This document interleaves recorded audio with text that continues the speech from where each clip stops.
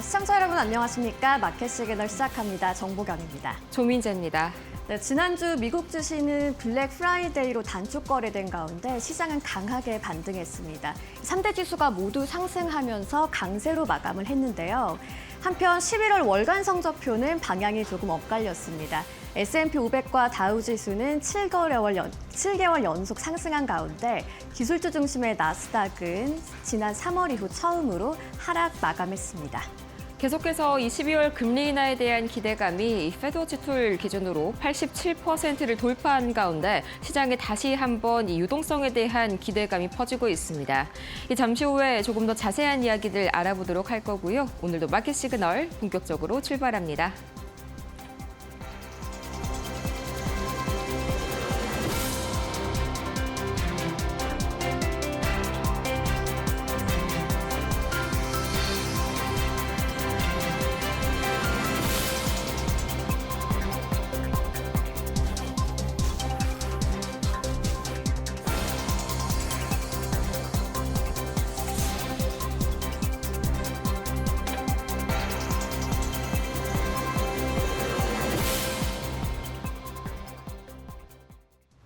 연일 고공행진을 이어가고 있는 이 12월 금리 인하 기대감, 또 여기에 연말 쇼핑 시즌에 대한 깜짝 기대감까지 겹치면서 지난 3대 지수가 금요일 일제히 상승세를 이어갔습니다.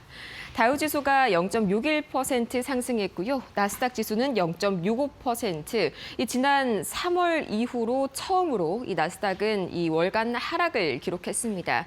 아무래도 지난 11월은 그동안 AI 고평가 논란이 가득했던 그런 한 달이었기 때문에 나스닥은 하락을 면치 못했지만요.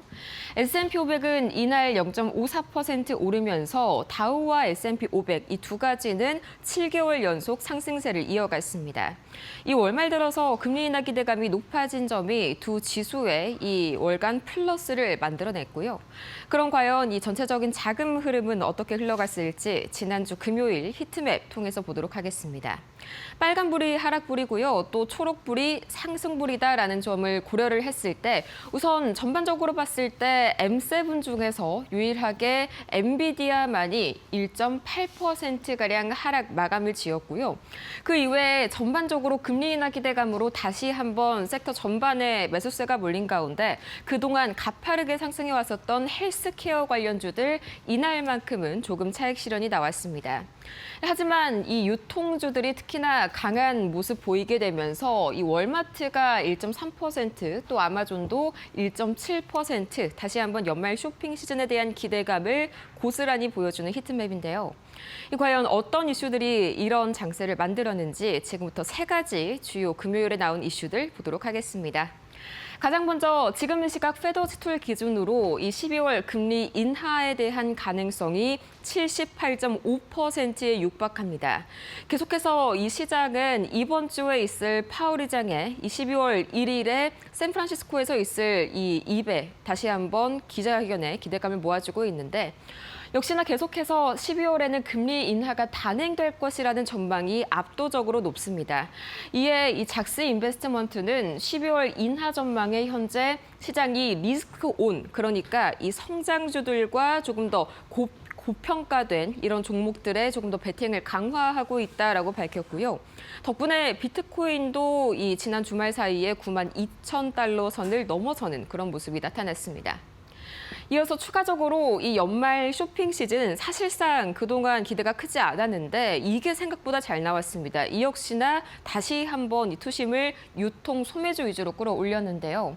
이 어도비 리서치에 따르면 추수감사절 이 미국의 온라인 매출이 전년 대비해서 거의 5.8% 가까이 올라서면서 역대 최고치를 기록한 것으로 나타났습니다. 뿐만 아니라 바로 그 다음 날이 이 블랙 프라이데이였죠. 그 블랙 프라이데이부터 바로 그 다음 주 월요일까지가 사실상 미국에서의 최대 연말 쇼핑 대목인데 여기에 대한 전망들도 상당히 긍정적으로 나오고 있습니다. 참고로 블랙 프라이데이 소매 매출의 경우에는 전년 대비해서 4% 이상 올라온 것으로 집계가 됐는데 전년 상승률이 3%대인 것을 감안을 한다면 이번에 이전에 관세 우려와 여러 가지 비용 증가 부담이 있었음에도 불구하고 여전히 미국인들의 소비가 견조하다는 점을 확인을 할 수가 있었습니다. 또 추가적으로 이 시장이 개장하기 전에 한 번의 소동이 있었습니다. 이 미국의 CME, 그러니까 역대 가장 큰 최대 상품 거래소죠. 이 시카고 상품 거래소에 한때 마비, 그러니까 먹통 사태가 발생했습니다. 바로 이 데이터 센터의 냉각 처리 시스템에 문제가 생긴 건데, 이 바로 운영이 재개가 되면서 시장 자체에 미치는 영향은 다소 제한적이었지만 오늘 우리 시장에서 관련 이슈로 인해서 이 데이터 센터 그 중에서도 발열을 관리하는 냉각 관련 장치들이 다시 한번 좀 관심을 받아갈 수 있다는 점 참고를 해보시면 좋을 것 같습니다. 그럼 이날 시장을 움직인 특징주들, 개별적인 이슈들 하나씩 만나보도록 하겠습니다. 가장 먼저 엔비디아 1.82% 하락했고요. 이 오픈 AI 관련된 데이터 센터 파트너사들, 그러니까 대표적으로 옆에 있는 오라클도 해당이 되고요. 소프트뱅크, 엔비디아 등이 있겠죠.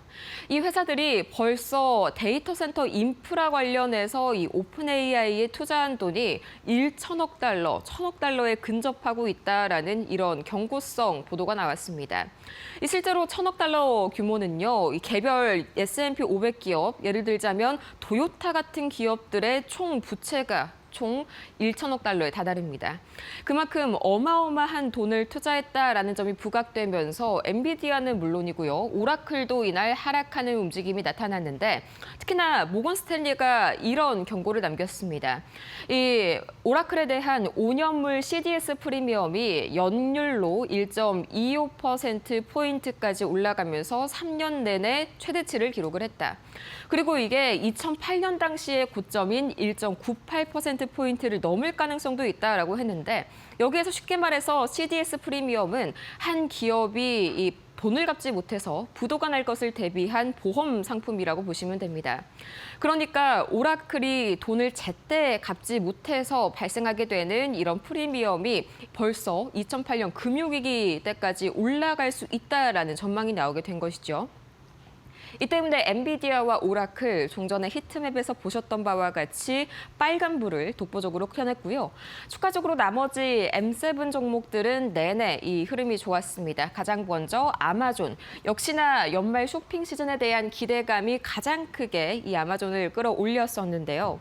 미국의 추수감사절 온라인 매출이 무려 6%나 증가한 것으로 나타났고요. 또 이어서 그 다음 날이었던 블랙 프라이데이 매출도 마찬가지로 4.1%, 특히나 온라인 쪽이 크게 상승했습니다. 10% 가까이 올라섰는데 이 때문에 지난 금요일 월마트와 아마존과 타겟 이런 소매 유통주들은 물론이고요. 이 마스터카드와 비자 같은 카드 관련주들도 굉장히 좋은 움직임을 보였습니다. 다만 살짝 문제가 되는 점은 이 미국의 소비자들의 소비 자체는 늘었지만 이게 돈을 미리 땡겨다가 쓰는 그런 형태의 지출이 늘었다는 점인데 이 때문에 약간의 앞으로도 대출 관련된 움직임들은 리스크들은 충분히 발생할 수 있다는 점 참고해 보시기 바랍니다. 이어서 마이크로소프트는 1.32% 올라섰습니다. 이 구글이 마이크로소프트의 애저를 대상으로 유럽연합에 이 반독점 관행을 가지고 있다면서 소송을 걸었었는데 이거를 철회했다는 소식에 다시 한번 큰 폭으로 오른 마이크로소프트고요. 또 테슬라도 0.84%, 기본적으로 이 금리 인하 가능성이 높아질 때마다 주가가 굉장히 강하게 반응하는 테슬라죠. 거기에 더해서 이제 북미에서 FSD 버전 14판의 무료 체험판을 출시한다는 소식까지 호재가 겹쳤던 테슬라였습니다. 이어서 세 가지의 주요 기술주들 더 보도록 하겠습니다. 가장 먼저 인텔인데요. 인텔이 굉장히 큰 폭으로 올랐습니다. 거의 10% 급등세를 보였습니다. 이날 여러분께서도 애플 관련된 이 애널리스트로 유명한 인물이죠. 다 아실 겁니다. 권민치가 이 인텔이 2027년부터 애플에 저사양 M 프로세서를 공급할 것으로 예상된다라고 밝히면서 다시 한번 인텔에 대한 투심이 불타올랐는데요. 이번에 공급이 되게 된다면 이 칩의 경우에는 애플의 맥 맥북 에어 같은 이런 약간의 저사양 모델에 들어갈 것으로 관측이 됩니다. 이 때문에 굉장히 강하게 오른 인텔. 아이온 Q 역시 5%가량 간만에 또 좋은 움직임이 나와줬는데요. JP모건이 아이온 Q 지분을 2분기 들어서 무려 600% 이상 크게 확대했다는 소식이 다시 한번 기대감을 모으게 만들었습니다. 거의 240만 주 가까이를 추가적으로 매입을 한 것이죠. 또 추가적으로 샌디스크도 3.83%, 사실상 이날 3%대 정도 상승이면 굉장히 강하게 오른 겁니다. 애초에 반장만 열리는 날이기 때문에 거래량 자체가 굉장히 한산했기 때문인데요. 이 샌디스크 경우에는 S&P 500에 편입되면서 굉장히 다시 한번 앞으로의 이 유동성 공급에 대한 기대감이 커졌습니다. 웨스턴 디지털에서 이 분사한 지 9개월 만인데 이날 웨스턴 디지털 역시나 거의 3%대 강세를 보였습니다. 그럼 과연 이 매크로 지표들은 현재 어떻게 움직이고 있을지 가장 먼저 국제유가 보도록 하겠습니다. 국제유가는 0.17% 내리면서 58달러 선, 여전히 이 배럴당 60달러 선 밑에서 움직이고 있습니다. 이건 주말 사이에 나온 소식인데요. 오늘 새벽에 오펙 플러스가 내년 1분기 증산 중단 계획을 그대로 유지하겠다라고 밝혔습니다. 한마디로 생산량을 동결하겠다는 것이죠. 이게 뭐 새로운 소식은 아니고요. 기존에 이럴 수도 있겠다라는 것을 확실시한 것입니다. 이 때문에 이 국제유가는 순간적으로 앞으로의 공급 우려감이 조금은 약간 풀리게 되면서 0.17% 하락하는 움직임이 나타났고요. 또 원달러 환율은 7원 가까이 올라서면서 다시 한번 2,470원까지 올라섰습니다. 이 기업의 달러 예금이 한 달 사이에 21%나 늘어나게 되면서 올해 들어서 가장 큰 폭으로 올랐습니다. 한마디로 환율이 오르더라도 만약에 이렇게 환율이 오른 상태였다면 예전에 기업들은 차익 실현에 바로 나섰는데 앞으로 이런 고환율 전망이 장기화됨에 따라서 이걸 팔지 않고 계속해서 달러를 쌓아두고 있는 움직임이 나타나고 있는 것이죠. 이 역시 원달러 환율의 상방 압력에 이 부가적인 요인으로 작용하고 있고요. 비트코인 가격은 다시 한번 안정세를 되찾아갑니다. 0.26% 상승했는데 이 우즈베키스탄이 바로 내년부터 스테이블 코인을 도입하겠다라고 밝혔고요. 또 투르크메니스탄 역시 암호화폐를 합법화 구간에 들여놓게 되면서 이 중앙아시아 쪽에서 다시 한번 암호화폐 제도권 시동이 걸린 점이 투심에 유의미하게 작용을 했습니다. 또 오늘은 제가 금이 아니라 은 가격을 가지고 와봤습니다. 은 선물 가격이요. 벌써 이 주말 사이에 이 온스당 56달러 선을 넘어섰는데 올해 들어서만 거의 94% 이상 급등한 은입니다. 이 국제 은 선물이 또다시 사상 최고치를 경신한 것이죠. 오른 이유는 금값과 비슷합니다. 다만 요새 금값은 워낙 고점에다가 머무르고 있다 보니까 들어가기 다소 부담스럽죠. 이 때문에 거기에 대한 선호 심리가 은으로 옮겨간 것으로 풀이가 되고요. 미국채 10년물과 미국채 2년물은 그간의 금리 인하 기대감으로 하락 압력을 받았었죠. 이 때문에 소폭 되돌림, 반등하는 움직임이 약간 나타나고 있습니다. 지금까지 지난주 금요일 뉴욕 증시 3대 지수 이슈까지 만나봤습니다.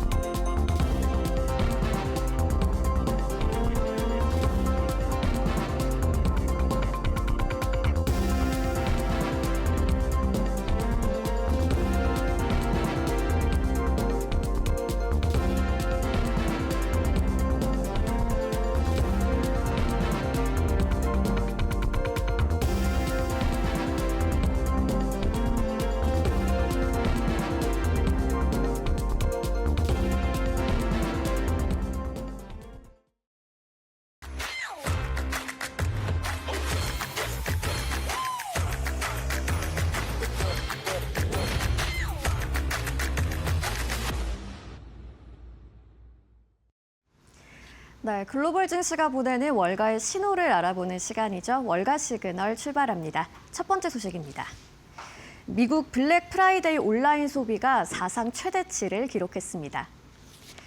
어도비 애널리틱스는 현지 시간 28일 하루 동안 온라인 결제 금액이 118억 달러, 약 17조 원을 돌파했다고 발표했습니다. 이는 지난해보다 9% 이상 증가한 수치인데요. 특히 오전 10시부터 오후 2시 사이 1분당 1,250만 달러 규모의 구매가 이뤄지면서 온라인 쇼핑이 소비 흐름을 사실상 장악했습니다. 오프라인 매장 방문은 줄었지만 온라인 매출은 두 자릿수 성장세를 이어가고 있습니다. 블랙 프라이데이 쇼핑 방식이 매장 중심에서 온라인 중심으로 완전히 이동했다는 분석이 나옵니다. 업계는 AI 추천 검색 기술이 소비 증가를 견인한 핵심 요인으로 보고 있는데요. 개인화 추천, 자동 할인 알림, 장바구니 맞춤 제한 등이 소비자 결정을 빠르게 이끌어냈다는 설명입니다. SNS 기반의 타겟 광고와 실시간 리뷰 노출도 구매 전환에 크게 기여했습니다. 전문가들은 사이버 먼데이 매출이 블랙 프라이데이 넘어설 가능성이 높다고 전망하고 있습니다. 연말 쇼핑 시즌 전체 온라인 소비액은 약 2,534억 달러, 372조 원에 달할 것으로 예측됩니다. 지난 추수감사절 동안 CME의 전산이 마비되는 초유의 사태가 일어났습니다. 현지 시간 27일 밤 8시 40분, 세계 최대 파생상품 거래소 CME 그룹의 전자거래 시스템이 데이터 센터 냉각 고장으로 11시간 중단됐습니다. S&P 500, 나스닥 100, 미 국채, 원유, 금선물 등 주요 자산 가격 산출이 멈추면서 월가에 큰 혼란이 발생했는데요. CME는 4개 거래소를 보유하고 전체 거래량의 90% 이상을 처리하는 독점 사업자로 이번 사고는 파생 거래 구조의 취약성과 CME 지배력을 동시에 드러냈다는 분석입니다. 그럼에도 CME 주가는 소폭 상승 마감했습니다. 금리, 채권, SOFR 선물 중심의 해치 수요와 거래량과 무관한 시장 데이터 매출 확대가 실적을 지지한 건데요. CME는 구글 클라우드 기반 차세대 거래 시스템을 구축 중이며 24시간 무중단 거래 환경을 목표로 데이터 센터 리스크 분산에 속도를 내고 있습니다. 월가 기관들은 이번 사고가 장기 가치 회산으로 이어질 가능성은 낮다고 판단하고 12월 선물 만기 롤오버와 금리 인하 사이클이 실적의 핵심 변수가 될 것으로 전망합니다. AI 칩 전쟁이 확산되면서 엔비디아의 독주가 흔들리고 있습니다. 인텔이 애플 M 시리즈 AI 칩 생산을 막는 방안을 논의 중이라는 소식이 전해지면서 엔비디아 견제 움직임이 확대되는 분위기입니다. 최근 메타가 엔비디아 대신 구글 TPU 채택을 검토한 데 이어 주요 빅테크들이 AI 칩 공급망을 다변화하는 흐름이 뚜렷해지고 있습니다. 그동안 엔비디아가 중심에 있었던 AI 칩 생태계가 다극화 국면에 들어섰다는 평가가 나오는데요. 한편 마이크론은 일본 히로시마에 14조 원 규모의 AI 반도체 신공장을 건설하면서 HBM 생산 라인을 크게 확대합니다. 차세대 HBM, 특히 HBM4의 양산 속도와 안정성이 기업 경쟁력의 핵심 기준이 될 거란 전망이 힘을 얻고 있습니다. 업계에서는 이러한 변화가 삼성전자와 SK하이닉스의 장기적 기회로 이어질 가능성에 주목하고 있습니다. 특히 HBM 기술, 공급망 다변화, 구글 TPU와의 협업 가능성이 향후 시장 판도를 가릴 변수로 지목되고 있습니다. 테슬라가 로보택시 호재를 타고 상승 흐름을 이어가고 있습니다. 28일 뉴욕 증시에서 테슬라는 0.84% 오른 430달러 선에서 마감하면서 시총이 1조 4천억 달러를 돌파했습니다. 최근 5일간 9% 급등한 셈인데요. 주가 반등의 촉발점은 일론 머스크 CEO가 자체 개발한 AI 칩을 로보택시에 적용했다고 밝힌 데 이어 연내 로보택시 운영 대수를 2배로 늘리겠다고 발표한 데 있습니다. 특히 첫 테스트 시장인 오스틴에서 성과를 내고 샌프란시스코 베이 지역으로까지 확대하면서 시장의 기대가 커졌습니다. 한편 국내에서 돈나무 언니로 알려진 캐시 우드가 약 167억 원 규모의 테슬라 지분을 매도했음에도 주가는 오히려 상승했습니다.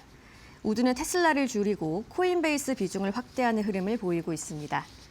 테슬라 상승세는 전기차 종목 확산으로도 이어지면서 리비아는 4.2%, 루시드는 1.8% 각각 상승했습니다.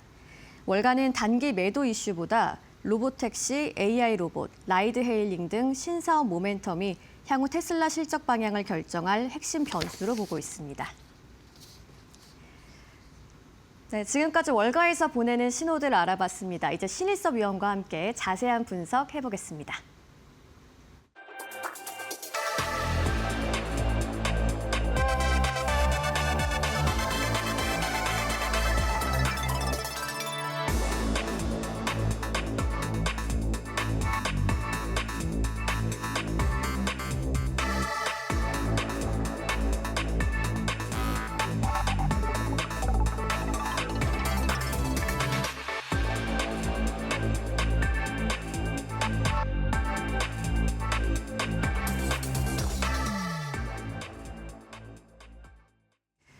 네, 오늘 신일섭 위원님과 처음으로 나눠볼 이야기는 미국의 블랙 프라이데이와 관련된 이야기입니다. 온라인 소비가 사상 최대치를 기록했다는 이야기인데요. 여기에 큰 몫을 한 게 이제 AI 구매 전환으로 주도가 된 점입니다. 기사에서 추천 검색 기술을 언급을 했는데 이게 소비 확대에 얼마나 영향을 준 걸까요? 근데 이 소비 확대에 큰 영향을 근본적으로 줬다고 하기보다는 저는 트렌드의 변화인 것 같다는 생각이 듭니다. 네. 왜냐면 젊은 사람들이 이런 스타일을 많이 하죠. 근데 시니어 분들이 이런 거를 적용해서 평상시에 소비 습관을 바꿀 정도인가는 저는 의문이 들거든요. 그런 거에 대한 자료도 없고요. 일단 월마트가 강력한 실적을 발표하면서 지금 역사적 신고가를 갔잖아요. 코스트코는 주춤거리고 있는데 네. 지금 월마트의 지금 그 근본적으로 실적이 좋았던 이유는 공격적인 가격 정책이에요. 이게 공격적인 가격 정책을 할 수 있는 월마트의 압도적인 시장 점유율 때문에 관세 문제가 있음에도 불구하고 소비자들한테 가격 정가를 안 시키면서도 버틸 수가 있었던 것이죠. 이게 근본 원인이고 네. 그다음에 이제 스파키라고 지금 나오잖아요. 이름이 귀엽네요. 스파키라는 네. 이 AI 저기가 있어요. 쇼핑 에이전트가 있어요. 그래서 이 부분이 지금 월마트가 이제 인공지능 쪽으로 뭐 두각을 나타낸다 해서 월마트가 또 그 나스닥 이전 상장까지 결정했거든요. 지금 월마트는 더 이상 마트 주식이 아닙니다. 예전에 도미노 피자가 급등을 했듯이 도미노 피자가 피자가 많이 팔려서 그냥 급등한 건 아니었거든요. 여러 가지 AI 도입에 따른 그 가치였죠. 월마트도 지금 비슷한 상황이라고 말씀을 드릴 수 있겠고요. 더 이상 이제 앞으로는 이제 어떤 섹터에 국한되는 이런 사회가 아닌 것이죠. 융복합 시대 사회고요. 인문계라고 해서 뭐 공대 부분을 안 배우는 것도 아니고 다 융합이 되고 있습니다. 이 시장에서도 마찬가지죠. 그래서 스파키라는 게 지금 굉장히 좋은 호응을 얻고 있다는 이런 얘기가 나오고 있고요. 그래서 여기에 광고 도입 테스트를 지금 9월 달부터 진행 중입니다.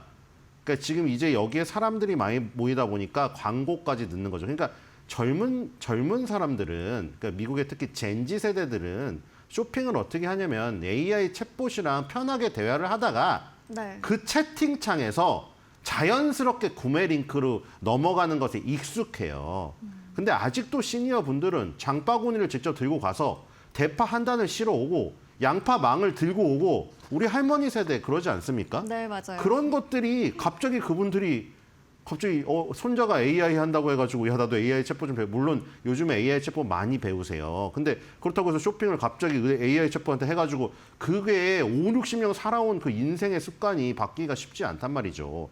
그러니까 지금 뭐 그런 것들이 영향이 분명히 있겠죠. 아까 말한 대로 나스닥 이전 상장에 대한 월마트의 밸류 업그레이드 있었을 거예요. 근데 제가 보기에는 이런 것들이 뭐 인공지능 신에 대한 어떤 그 비전에 대한 가치지 지금 월마트의 실적에 바로 영향을 미치는 그런 건 아닌 것 같고요. 그래서 그걸 이제 월마트를 이제 조금 넓혀보면 결국 미국 소비 시장이 되겠죠. 월마트가 대표적이니까. 이 지금 뭐 뉴스 봤더니 세 군데 자료 보통 따오더라고요. 어도비 거 따오고 마스터카드 거 따오고 세일스포스 거 따오는데 이게 대부분 돈을 비싸게 줘야 돼요. 그래서 다 어뷰징 기사들이거든요. 제가 뭐 원본을 확보한다면 보여드리겠습니다. 어쨌든 어도비에서 나온 보고서 기준으로 AI 기능을 탑재한 유통업체 웹사이트 트래픽이 전년 대비 805% 급증했다. 이 얘기가 지금 나오고 있는데 문제는 이 소비 확대에 얼마나 저기 영향을 줬는가에 대한 내용은 없습니다.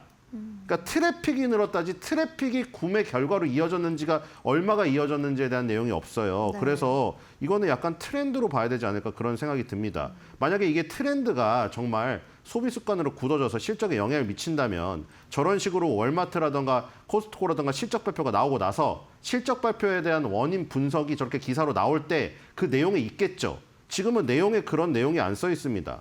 그냥 아까 말한 스파키라는 게 뭐 지금 초기 테스트를 하고 있고 뭐 이 굉장히 호응을 좋게 얻고 있다. 이것까지만 나왔습니다. 이제 나중에 이제 스파키를 이용해서 정말 전 연령대 소비자층이 이 구매를 해가지고 월마트 실적에 어느 정도 영향을 미쳤는지 그게 나오고 좋은 영향을 미쳤다고 하면 정말로 이제 그거는 AI 챗봇으로 쇼핑하는 사람들이 많아지고 실적으로 이어지는 것이 지금 현실로 굳어진다. 이게 확인이 되겠죠. 네, 트래픽이 늘어난 건 맞지만 소비 확대에 정확한 영향을 줬는지는 조금 의문이다라는 말씀으로 들리고요. 네, 뭐 그거에 대한 자료가 없으니까요. 네. 근데 블랙 프라이데이에 소비가 확실히 증가를 하긴 하다 보니까 여러 가지 효과가 있을 것 같은데 물가 상승 효과, 실제 수요 증가 중에 좀 어떤 쪽으로 영향이 가장 많이 갈까요? 네, 그래서 아까 말씀드린 대로 지금 뉴스에 나온 게 대부분 3개의 시장조사 기관을 따왔다고 했는데 마스터카드는 카드 사니까 자기의 빅데이터가 있을 거 아닙니까? 네. 카드 결제돼요. 그거에 따라서 빅데이터 분석해서 보고서 내놓은 것 같고 지금 요 어도비 같은 경우에는 원래 우리가 잘 알기로는 어도비는 지금 원래 그 소프트웨어 프로그램 만드는 회사잖아요. 네, 그렇죠. PDF 많이 이용하시는. 근데 여기서도 매년 이런 보고서를 내요. 그래서 여기서 나오는 거가 있고 그다음에 세일스포스가 있거든요. 근데 어도비랑 마스터카드에서는 긍정적인 얘기를 했거든요. 전부 다 뭐 전년 대비 뭐가 얼마나 늘었으며 온라인 쪽이 확 늘었다 오프라인에 비해 이런 비슷한 내용의 결과 분석 보고서였어요. 근데 세일스포스에서 나온 보고서가 약간 달랐거든요. 세일스포스는 어떻게 얘기를 했냐면 실제 소비자의 구매량 증가보다 가격 상승에 더 큰 영향을 받았다. 그러니까 이게 그거잖아요. 우리가 P 곱하기 Q 얘기하는 건데 네. 지금 세일스포스 제외하고 두 기관은 Q가 늘었다고 지금 생각을 하는 것 같고 그런데 이 지금 세일스포스는 P가 늘었다. 그러니까 P 곱하기 Q가 3 곱하기 2던 2 곱하기 3이던 결과가 6으로 같을 수도 있죠. 근데 그 내용이 틀리잖아요. 가격이 올라서 그러니까 예를 들어 트럼프의 관세 때문에 어쩔 수 없이 아까 월마트 얘기도 했지만 처음에 가격표 달려고 하다가 월마트 CEO한테 전화했다며요. 트럼프가 가격표 달는 게 무슨 행위냐. 네네. 그래서 뺐다고 하는데 그 정도로 월마트도 압박을 받는다는 얘기죠. 소비자 가격에 만약 전가를 시켰다면 그럼 예를 들어서 판매량이 줄었어도 최종 결과값이 늘어날 수 있었겠죠. 네. 그렇죠? 2개를 팔았지만 1개당 가격이 올라서 최종 값어치가 올랐을 수도 있잖아요. 세일스포스는 그 얘기를 한 겁니다. 평균 가격이 7%가 올랐다네요. 7%가 올랐는데 주문량은 오히려 1% 감소했다. 그러니까 지금 뭐 매출액이 늘고 이런 것들이 판매량이 는 게 아니라 가격이 올랐다. 그렇다면 결국 그거죠. 트럼프의 관세 때문에 관세를 소비자 가격에 전가하지 않고서는 더 이상 마진폭을 축소해서는 우리 기업에 이익이 안 나겠다고 생각하는 업체들이 다 가격에다 전가를 시켰고 그런 것들이 소비자들도 일부 영향을 받았다는 거죠. 근데 가격이 너무 많이 오르다 보니 최종 결과값은 올랐다는 거죠. 그러니까 이거를 어떻게 해석을 해야 될 것이냐. 1% 감소한 게 선방한 걸로 봐야 되느냐. 아니면 1% 감소한 게 이 지금 계속되는 소비 악화의 어떤 초반의 시작이냐. 뭐 이런 것을 생각해 봐야겠죠. 뭐 이제 다른 것들이 또 나올 거 아닙니까? 블랙 프라이데이도 있고 중국에는 저기도 있고 광군제도 있고 지금 우리 연말로 가면 크리스마스 시즌 있고 사이버 먼데이가 또 있습니다. 네. 이런 것들에서 지금 나오는 것들을 자료를 종합해 봐야겠죠. 이 지금 나온 것들은 지금 추수감사절 즈음해서 나온 내용이고 다른 거를 다 종합했을 때 제일 좋은 건 그거죠. 가격이 올랐는데 P가 올랐는데 네. Q까지 올라가면 같이 오른다. 그러니까 그건 무슨 얘기죠? 물가 상승률보다 임금 상승률이 높던가 물가 상승률하고 임금 상승률이 비슷한데 소비자들이 그 정도는 내가 감당하고 가겠다. 그러니까 예를 들어 임금이 모든 자산이 아니지 않습니까? 예를 들어 자산 상승률이 있잖아요.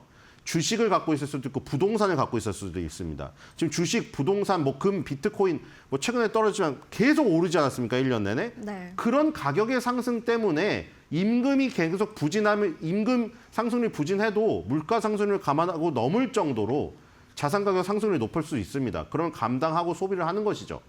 그러면은 지금 한쪽에서 주장하는 트럼프의 관세가 결국 소비를 줄여서 미국 경제를 위축시킬 것이다. 이 논리가 깨지게 되는 것이겠죠. 그래서 여러 가지 이 날이 남았기 때문에 종합을 한 다음에 내년 연초에 나오는 그런 이 2025년도 말에 연말 소비 시즌의 종합 분석 보고서 요거를 좀 참조할 필요가 있고요. 그다음에 아마존이나 월마트나 코스트코의 향후 나올 3분기나 4분기 실적들 이런 곳에서 조금 확인해 봐야 될 것 같습니다. 네, 이 결과값에 영향을 미친 게 가격의 상승이라고 한다면 확실히 좀 여러 가지 해석의 여지가 있을 것 같습니다. 다음으로 또 얘기해 볼 거는 이제 월요일까지 이어지는 사이버 먼데이에 대한 얘기가 이제 기사에도 언급이 됐습니다. 오히려 이 매출이 블랙 프라이데이보다도 많을 거다라는 전망이 있는데 연말하면 또 이제 연말 랠리에 대한 기대감도 있잖아요. 어떤 시그널을 좀 미국 경제에 줄까요? 근데 이것도 사실 규모가 클 수밖에 없는 것은 전자기기들이 가격이 셉니다. 우리 아까 말했듯이 추수감사절에 미국은 칠면조를 먹고 칠면조에 여러 가지 야채 재료들을 사지 않습니까? 네. 그럼 우리나라도 가보면 뭐 브로콜리 그나마 비싸기도 하지만 다른 야채들 팽이버섯이나 이런 거 하나에 얼마예요? 얼마죠? 싼 데 가면 500원이에요. 500원이에요. 팽이버섯 네. 이거 하나에. 애호박 비싸야 2,000원? 그런데 전자기기들 애플 하나에 아이폰 하나 사면 200만 원입니다. 그렇죠. 최신폰 사면. 그러니까 단가 자체가 틀린 거예요. 네. 그러니까 블랙 프라이데이보다 사이버 먼데이가 규모가 큰다는 것은 당연한 얘기예요, 사실은. 근데 이제 그 판매량이 전년 대비 얼마나 늘었느냐, 전분기 대비 얼마나 늘었냐, 그 성장률이 중요하겠죠.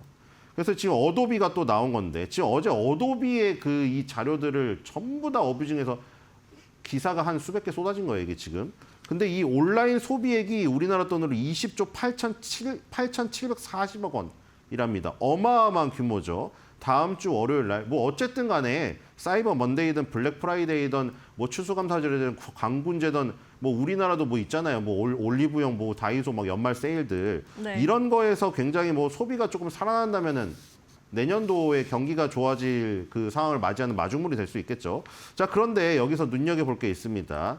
자, 그 도표를 하나 준비했는데 자, 이게 코로나 이후에 상당히 지금 우리가 갈리고 있는데 네. 그러니까 이런 좀 장기 시계열 그래프 같은 거를 같이 참조해서 봐야죠. 지금 왜냐면 어저께 나온 것들은 지금 추수감사절 즈음에서 그 며칠간의 그 분석 자료이기 때문에 장기 시계열에 녹여서 그걸 생각해 봐야 됩니다. 자, 파란색 선은 미시간대 소비자 심리지수고요. 여러분들 뭐 미국 시장 관심 있으신 분은 항상 컨퍼런스 보드에서 나오는 소비자 실뢰지수와 미시간대에서 나오는 소비자 심리지수. 그러니까 소비자들한테 진짜 설문조사를 돌려서 조사를 하는 대표적인 두 개 지수를 알고 계실 겁니다. 미시간대는 미시간 대학교에서 조사를 하는 거예요. 옛날 방식으로 전화 많이 돌리고. 자, 근데 어쨌든 파란 선이 기울고 있는데 그 기점이 2020년입니다. 빨간색 선은 S&P 500이거든요. 자, 2020년을 기점으로 극명하게 엇갈리고 있는 모습 보이시죠, 지금? 네. 2009년부터 2019년 10년간은 동행했습니다. 그러니까 지금 저기서 차이가 나는 게 바로 뭐 굳이 그 트럼프를 아예 반대하는 사람들은 미시간대 소비자 심리지수 전화 왔을 때 정말 악랄하게 평가하십니다. 미국 민주당 지지자들 분들이 있죠. 향후 경기 상황을 최악으로 보고 있어요.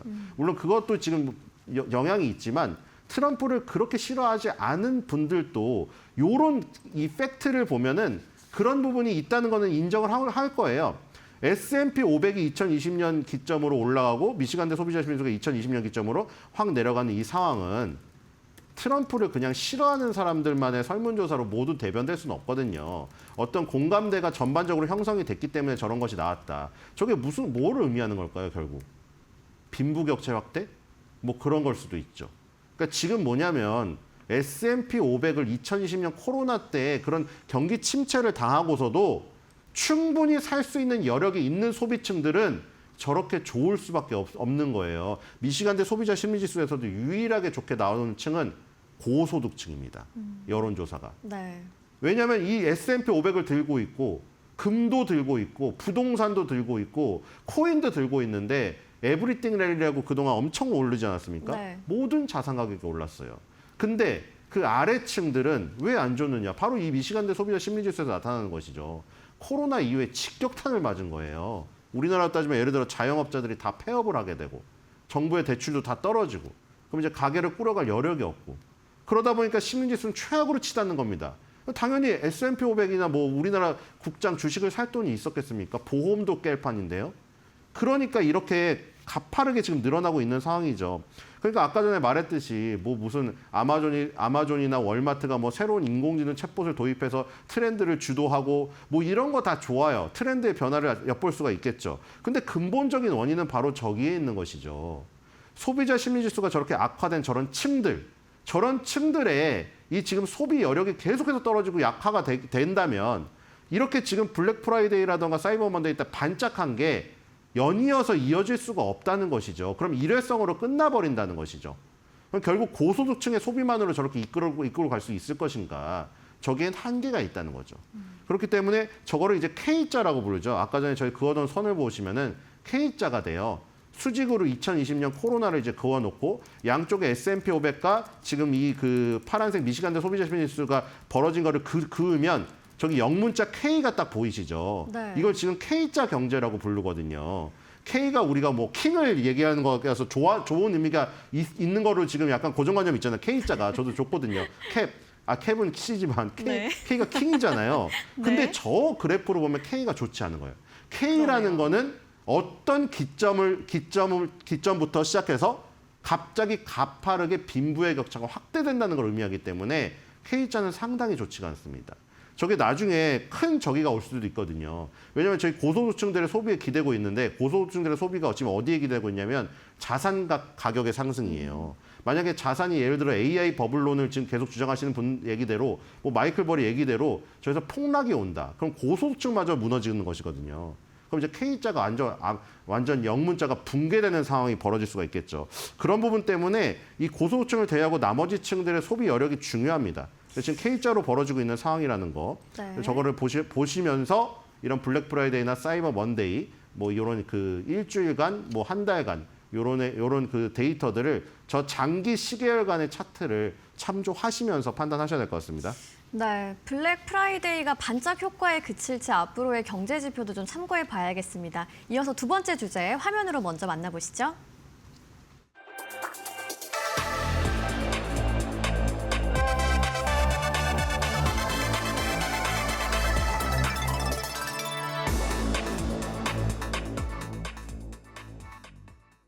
네, 이어지는 주제는 테슬라의 로보택시와 관련한 이야기인데요. 지난 28일 테슬라가 0.84% 오르면서 430달러 선에서 마감을 했습니다.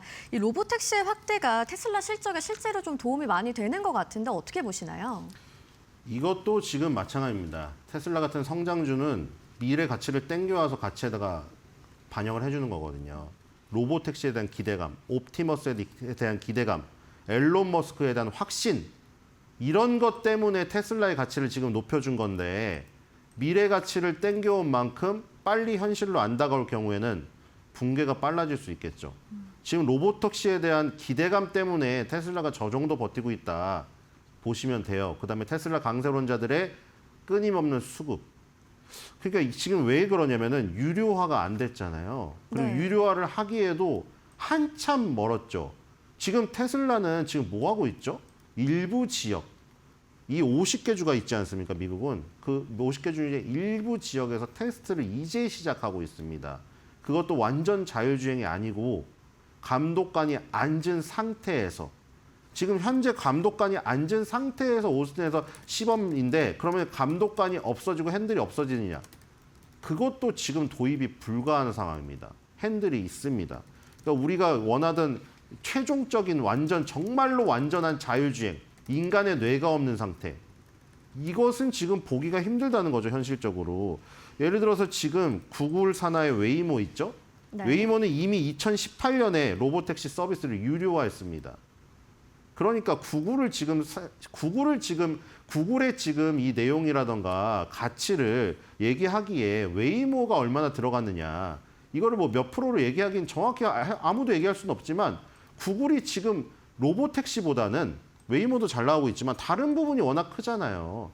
지금 구글의 어떤 TPU가 뭐 엔비디아의 GPU를 위협한다? 그 부분이 더 큰 거 아니겠어요? 그런데 지금 요 테슬라 같은 경우에는 요 로보택시의 어떤 유료화, 이게 아마 나오면 구글에 미치는 영향보다는 훨씬 클 겁니다. 왜냐하면 테슬라는 구글의 TPU 이런 게 없거든요. 그러니까 지금 테슬라 로보택시의 빠른 유료화가 관건이라는 생각이 듭니다. 왜냐하면 시장 점유율이 전반적으로 다 하락을 하고 있거든요. 유럽도 그렇고 중국도 그렇고 미국 자체 내에도 그래요, 지금.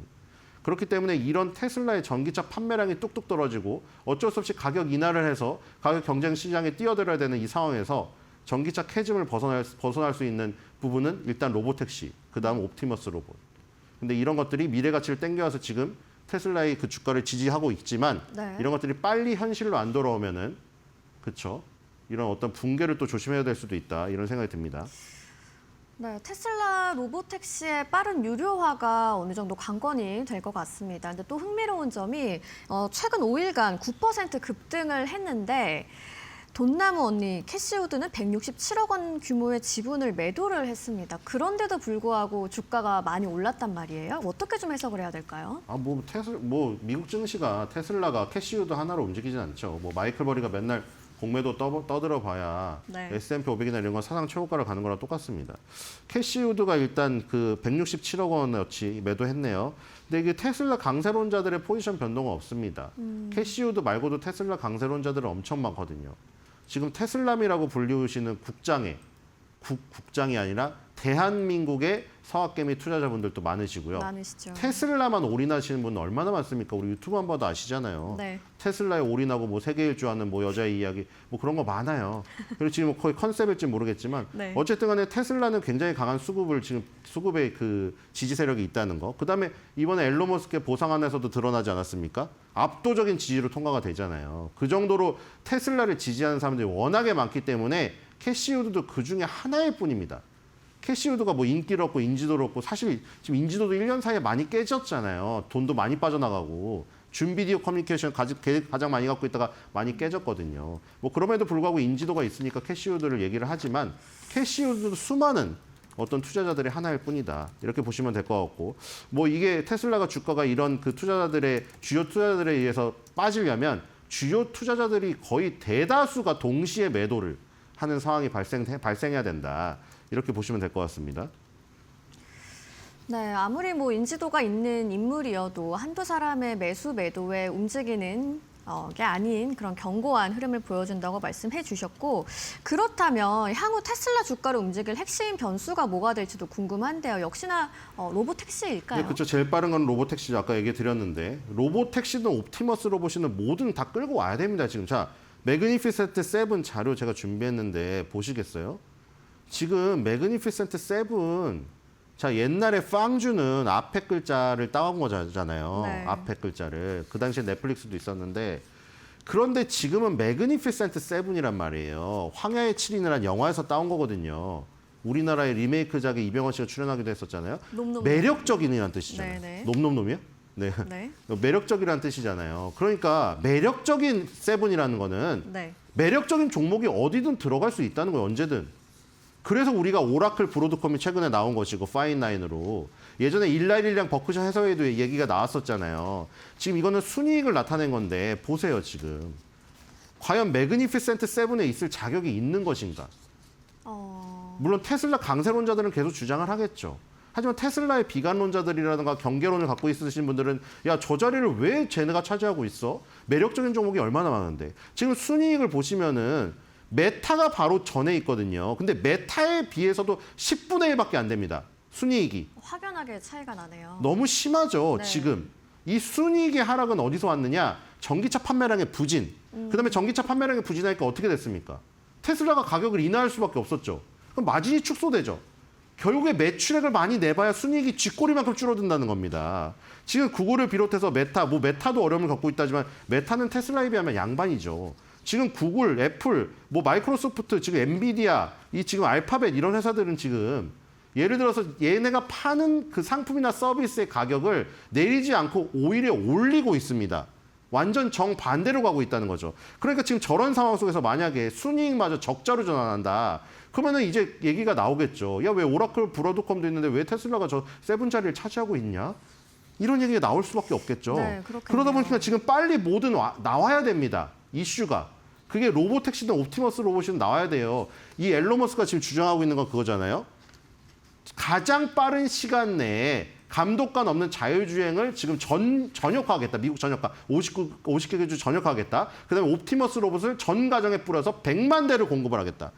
그러니까 이런 것들에 대한 비전 때문에 지금 가치를 매겨주고 있는데 아까 말했듯이 그게 미래 가치를 아무리 생성적으로 미리 땡겨온다고 한들 그게 너무 빨리 현실화되지 않으면 엔비디아는 그거를 매 분기 현실화하고 있잖아요. 매 분기 현실화하고 있는데도 엔비디아한테 태클을 걸죠, 이제. 그런데 테슬라는 어느 정도로 봐줄 수 있을까요? 아무리 강세론자, 제가 보기에는 앨런 머스크의 어떤 스타성, 그다음에 테슬라의 이런 강세론자들의 어떤 강력한 지지 세력, 이런 것들이 아마 매그니피센트 7에 있게 하는 원동력의 거의 한 반날은 차지하지 않을까 저는 그런 생각이 들거든요. 이거 잉글랜드 프리미어 리그였으면 이미 탈락해서 2부 리그로 갔습니다. 네. 그렇기 때문에 빨리 나와야 되는데 로보택시가 네. 우리가 현실적으로 기대하기는 가장 빠른 것이죠. 일단 네바다주에서 자율주행차 상업 운영을 위한 중요한 게 상업 운영입니다. 아까 말했듯이 실적에 대한 얘기를 했잖아요. 네. 이게 무슨 시범 테스트를 50개 주 저녁에 했다. 이게 아무 필요가 없어요. 돈이 안 되잖아요. 그럼 오히려 돈이 나가는 거예요. 감독관들 거기 한 명씩 앉아 있잖아요. 감독관들 인건비는 누가 줍니까? 테슬라가 주겠죠. 근데 이 감독관들 인건비는 나가는데 상업화가 늦어진다? 그럼 인건비만 많이 나가겠죠. 그다음에 이제 이 자율주행차 상업 운영을 지금 그래서 해야 되는 건데 자체 인증 절차를 일단 완료를 했고요. 네바다에서. 이게 바로 로보택시 상용화를 위한 첫 번째 관문 통과입니다. 그리고 향후에 앨런 머스크가 빨리 계속 말씀드리는 게 무감독 자율주행차 이거예요. 근데 지금 법규적인 문제 때문에 안 되고 있거나 아니면 또 도로교통안전국 그 수장이랑 또 취급받지 않았습니까? 그런 부분도 있는 것 같고 연내 오스틴 지역에 제일 먼저 시범으로 한 곳이죠. 운전자 없는 로보택시를 시범 운영하겠다는 계획을 잡고 있습니다. 자, 앨런 머스크의 말대로 빠른 시일 내에 현실화되지 않으면 앨런 머스크가 지금 계속 주장하는 것들이 늦어지는 부분에서 미래 가치와 현재 가치가 충돌하는 지점이 일어나고 거기서 어떤 수급의 붕괴가 일어날 수도 있다는 거 좀 보시면서 대응하셨으면 좋겠습니다. 네, 로보택시 상용화를 통해서 테슬라의 주가 앞으로 어떻게 움직일지 좀 주목해 봐야겠습니다. 지금까지 월가에서 보내는 시그널 알아봤습니다. 신일섭 위원과 함께했습니다. 고맙습니다.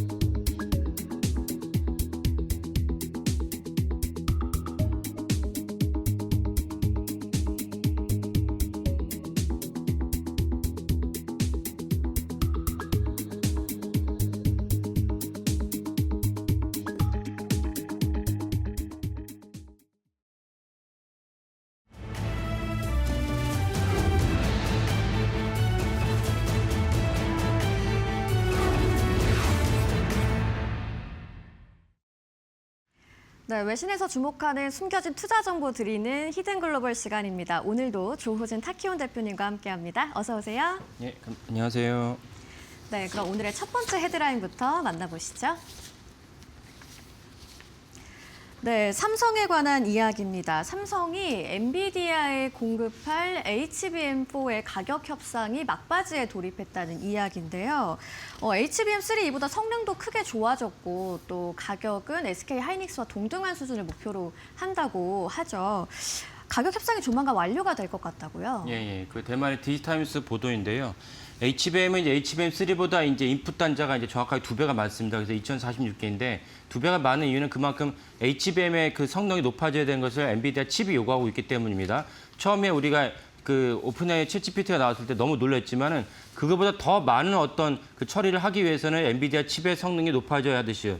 옛날에 이제 구글의 인텔의 PC가 생각해 보시면 286, 386, 486 이렇게 높아지지 않습니까? 마찬가지로 이제 엔비디아도 매년 사실은 자신들의 칩이 성능이 더 높아지기 원합니다. 그러면 상응하는 HBM도 같이 이제 처리하는 데이터 개수가 많아져야 되기 때문에 이제는 HBM3E에서 HBM4로 넘어가는 것도 사실 그 때문에 그렇습니다. 그래서 HBM4에 대한 가격 협상을 삼성전자가 이제 엔비디아 하고 있는데 그에 따른 이제 보도를 디지타임스가 하고 있습니다.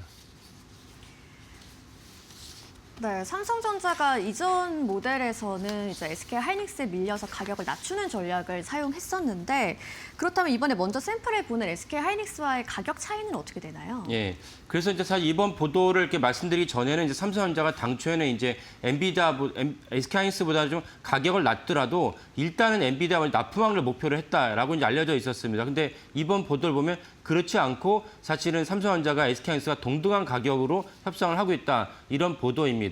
따라서 이제 삼성전자가 생각보다는 이제 뭔가 다른 제품에 자신이 있거나 아니면 다른 맥락에서 이제 엔비디아 협상하고 있다라고 이제 전망이 됩니다. 네, 당초의 예상을 뒤엎고 SK 하이닉스와의 전면 승부를 좀 예고한 것 같은데 그렇다면 하이닉스는 어떤 가격을 제시했을까요? 예. HBM3E보다는 이제 HBM4가 보다 더 많은 어떤 그 제품을 갖다가 제품을 그 제조하는데도 비용이 많이 들기 때문에 그 부분도 있고 당연히 또 고난도의 어떤 제품이기 때문에 SK하이닉스는 이제 엔비디아와 HBM3E보다는 50% 높은 가격으로 $500, 개당 $500 중반으로 이제 엔비디아 협상하고 있다는 것이 알려져 있습니다. 그 때문에 그렇다면 삼성전자 역시 엔비디아와 같이 개당 HBM4를 갖다 개당 $500 중반으로 협상하고 있다 이렇게 추정이 가능합니다. 네, 개당 $500 중반. 그렇다면 이제 삼성전자가 목표로 하는 공급 시작 시기가 있을 것 같은데 언제죠? 예, 공급 시작 시기는 이제 내년도 2분기에 출하를 목표로 하고 있다라고 이제 디지타임스의 보도입니다. 이런 것들은 나중에 실제로 이제 해봐야 아는 것이고 왜냐면 삼성전자가 많은 분들이 아시겠지만 HBM3가 시장이 열릴 때부터 주기적으로 한 2년에 걸쳐서 납품한다, 멀지 않았다, 뭐 퀄리파잉이 끝났다라고 했지만 결국 납품을 못하면서 이제 오래 넘어가지 않았습니까? 그래서 디지타임에서 이렇게 보도를 했지만 실제로 그런 상황에서 보도를 할 수 있을지, 그런 상황에서 납품할 수 있을지는 좀 지켜봐야 된다는 시각도 있습니다.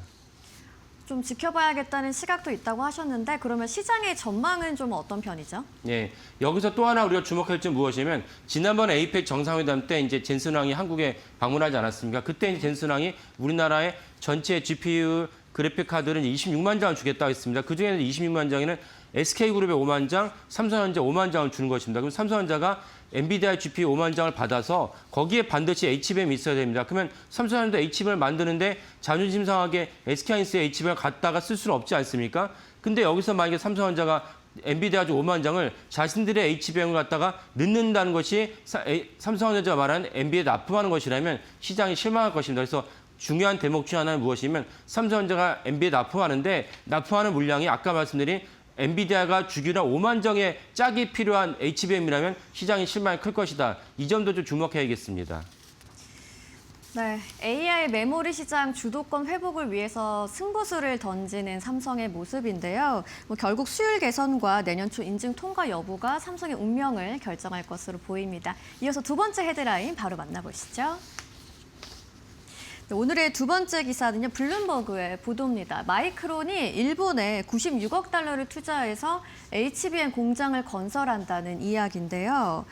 AI 반도체 공급망 경쟁이 한층 치열해지고 있는 분위기입니다. 지난주만 해도 구글의 부상 속에서 엔비디아가 균열을 나타내기도 했고 또 시장이 좀 어수선했잖아요. 네, 맞습니다. 그러니까 그 한 2주 전부터 사실은 AI 버블론이 나오면서 촉발은 뭐 사실 오픈 AI, 챗GPT가 시작하긴 했습니다. 네. 너무 많은 어떤 시장의 투자금이 필요하니까 정부에서 좀 도와줘야 된다 이런 멘트를 갖다가 그 오픈 AI 이제 임원들이 얘기하면서 시장에서 아니 그럼 너네 돈이 없는구나라고 이제 인식을 하면서 AI 버블론이 나왔고 그 다음에 또 마이클 버리의 어떤 감가상각 문제 그리고 이제 다른 방식으로 이제 넓어지면서 AI 버블론에 대해서 계속 번졌습니다. 그러나 그 AI 버블론은 실체가 없다라는 것을 제가 몇 번 이제 말씀을 드렸고 오늘 이제 보도한 것도 그저 실체가 없다는 것을 알 수가 있습니다. 뭐냐면 마이크론이 일본에다가 거의 $100억 투자한다는 것입니다. $100억는 우리나라 돈 한 15조 정도 되는 돈인데 이 엄청난 돈을 투자하는데 마이크론 경영진이 시장에 수요가 없는 상황에서 이 대규모 투자를 단행할 리가 없지 않습니까? 그래서 마이크론이 일본에다가 100억 달러를 투자한다는 것을 이제 그 블룸버그가 이제 보도를 했는데,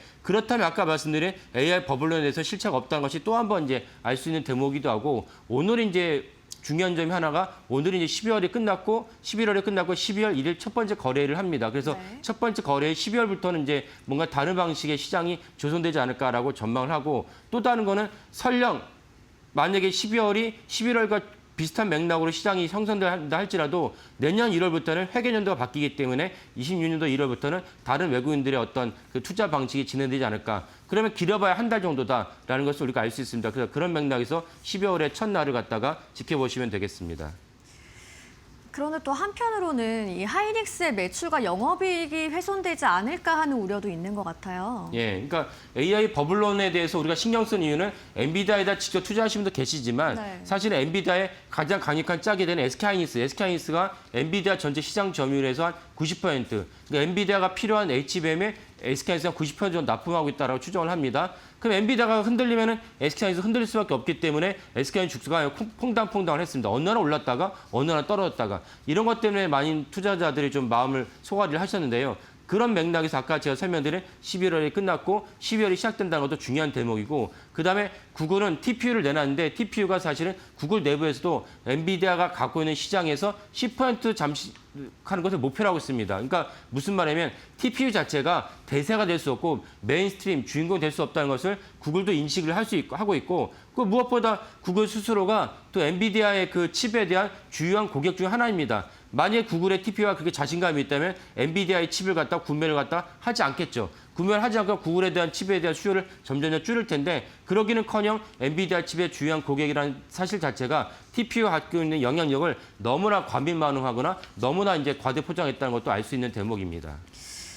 네, 그래도 시장에서 뭐 계속 끊이지 않는 얘기는 AI 버블론인 것 같습니다. 향후 AI 시장 전망 어떻게 보실까요? 예, 그 뱅크 오브 아메리카가 지난주 말에 이제 발표한 걸 보면은 그 올해 이제 AI 데이터 센터의 시장 규모가 2,420억 달러. 근데 이것이 30년이 되면, 30년이라 하면 멀게 느껴지지만 바로 한 달 뒤면 26년이 되니까 불과 4년밖에 남지 않았습니다. 네. 그러면 30년에는 1조 2천억 달러 AI 데이터 시장 규모가요. 그럼 AI 데이터 시장에 따라서 엔비디아 칩의 수요가 같이 늘기 때문에, 그렇다면 과연 그 엔비디아가 아성이 흔들리나 볼 수가 있는가? 물론 뱅크 오브 아메리카 자체도 AI 데이터 센터에서 엔비디아 차지하는 마켓시어가 올해는 85%였다가 2030년 75% 준다.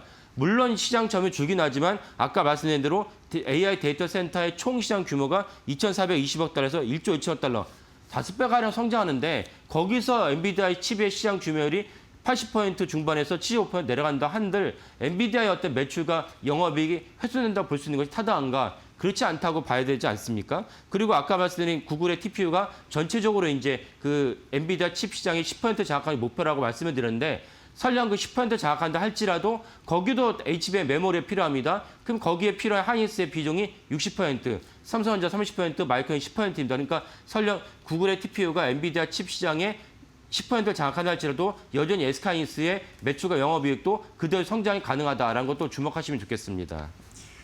네, 오늘 준비한 기사 얘기로 조금 더 돌아가 보면 마이크론이 일본에 굉장한 대규모 투자를 하잖아요. 예, 맞습니다. 그래서 지금 자막에 보이신 대로 그 일본 돈은 1조 5천억, 1.5조에 우리나라 돈으로 한 그 15조 정도를 투자를 하는 것인데, 네. 그렇다면 여기 일본 정부가 또 약 5천억, 3분의 1 정도를 일본 정부가 보조를 합니다.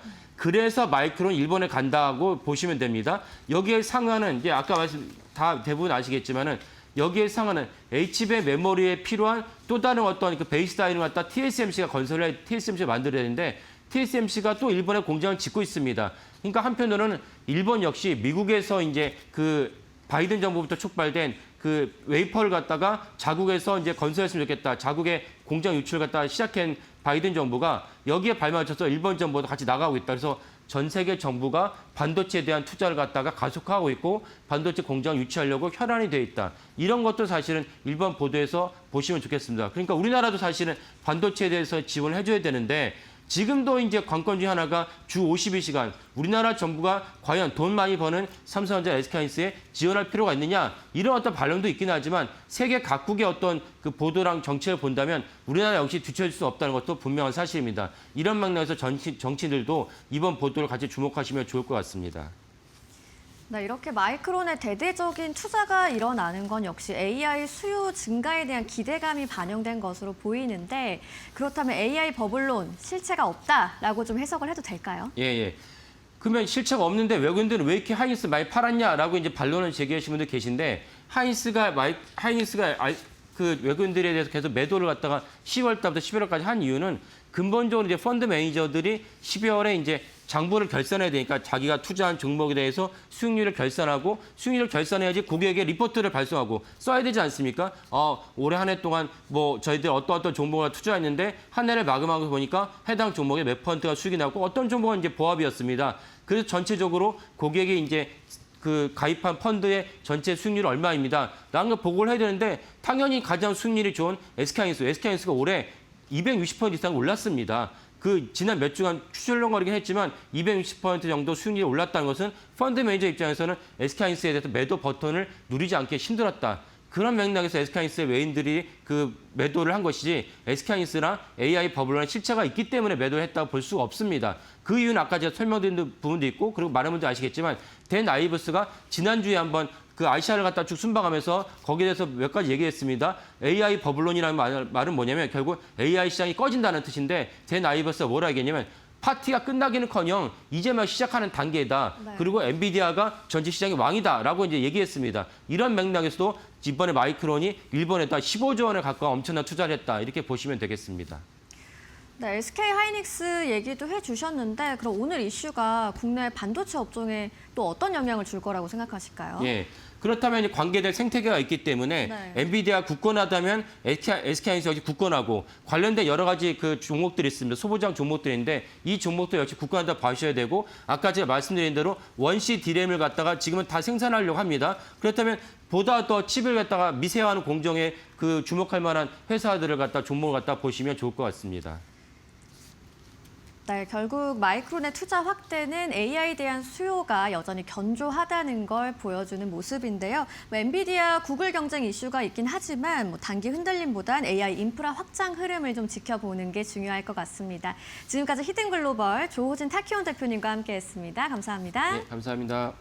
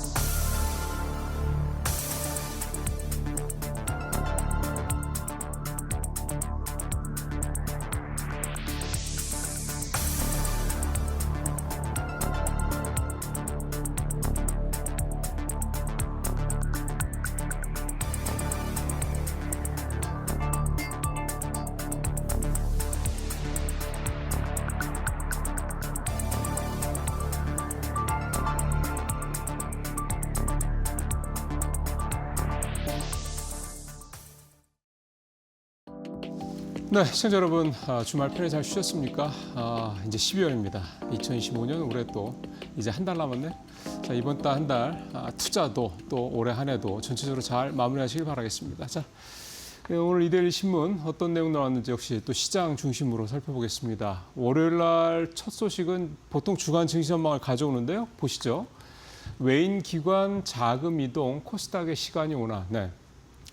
2017년, 18년 주말새 아마 그 얘기들 들으신 분들 많으실 겁니다. 2017년, 18년 때 코스닥이 잘 나갔을 때 코스피 대비해서 그때처럼 이 코스닥 시장이 다시 코스피보다 좀 더 나은 코스피를 좀 능가하는 그런 수익률을 내는 그런 시장이 올 것이냐라는 부분에 대한 관심이 좀 상당히 좀 주말새에 굉장히 커졌습니다. 지난주 후반부터 시장에서 이런 조짐들이 좀 나타나기 시작했고 어떻게 보면 지난주 금요일 시장이 아주 극명하게 이런 어떤 기대감을 좀 키웠던 한 주가 아니었나, 한 날이 아니었나 싶은 생각이 드는데요. 잘 아시는 것처럼 지난주 한 주 동안 코스피 1.9% 올라서 반등을 했습니다. 주간 단위로도.